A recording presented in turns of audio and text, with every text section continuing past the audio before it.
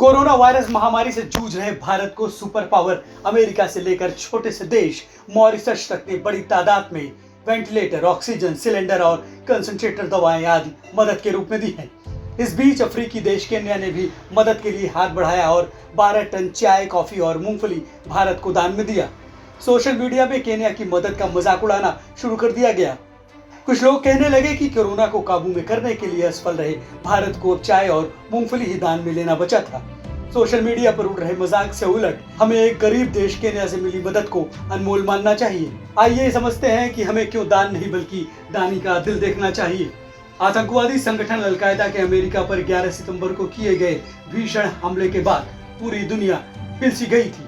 America के साथ एकजुटता दिखाने के लिए ब्रिटेन, ऑस्ट्रेलिया समेत कई देशों ने अल-कायदा से निपटने के लिए अफगानिस्तान में अपनी सेना भेज दी थी। इस महासंकट के बीच केन्या की मसाई जनजाति ने अमेरिका के लोगों से सहानुभूति जताने के लिए 14 गाय दान में दी थी। इन गायों को लेने के लिए खुद अमेरिकी दूतावास के तत्कालीन उप प्रमुख विलियम ब्रांकिक पहुंचे थे।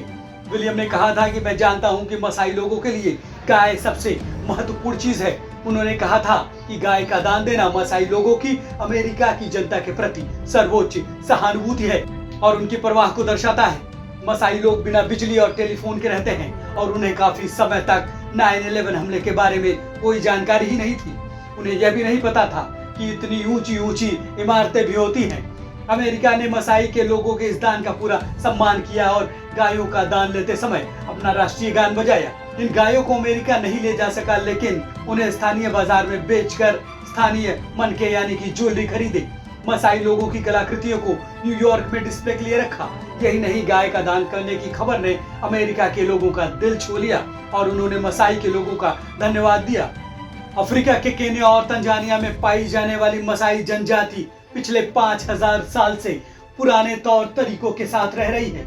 यही नहीं, ये आज भी उसी तरह के पर्यावरण और माहौल में रहने के लिए अभ्यस्त हैं जैसा कि 5000 साल पहले रहते थे। इन समूहों का मुख्य पेशा गायों का पालन है और इसी के इर्द गिर्द इनकी अर्थव्यवस्था घूमती है।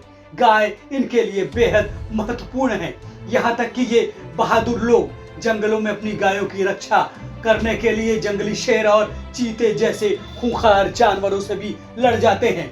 बिना किसी हथियार के इन खूंखार जानवरों को मार डालते हैं सिर्फ गाय के लिए। अफ्रीकन मसाई जनजाति के लोग बहुत बहादुर होते हैं।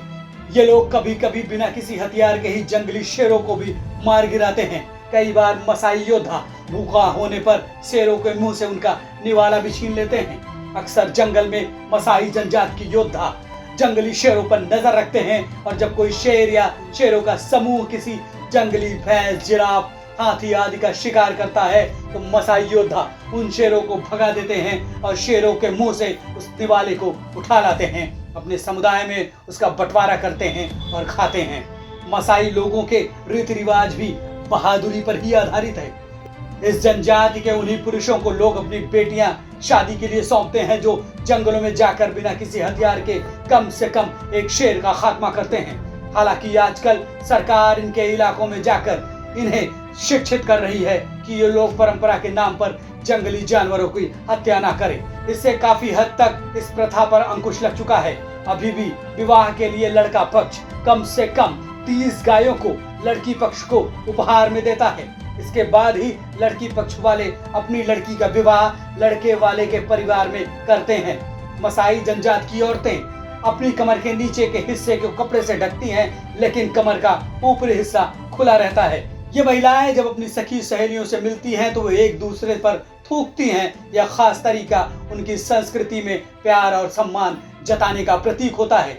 सिर्फ यही नहीं, यहाँ के लोग नवजात बच्चों को आशीर्वाद भी थूक कर ही देते हैं। बेटियों की शादी में पिता उनके माथे पर थूकते हैं। आमतौर पर लोग भी हाथ पर थूकने के बाद ही सामने वाले से हाथ मिलाते हैं। तो यह है मसाई जनजाति के लोग जो गायों पर जान न्यौछावर करते हैं। और मसाई जनजाति के लोगों के केन्या देश ने भारत को मदद भेजी है, जिसका मजाक उड़ाना कहीं से भी उचित नहीं है।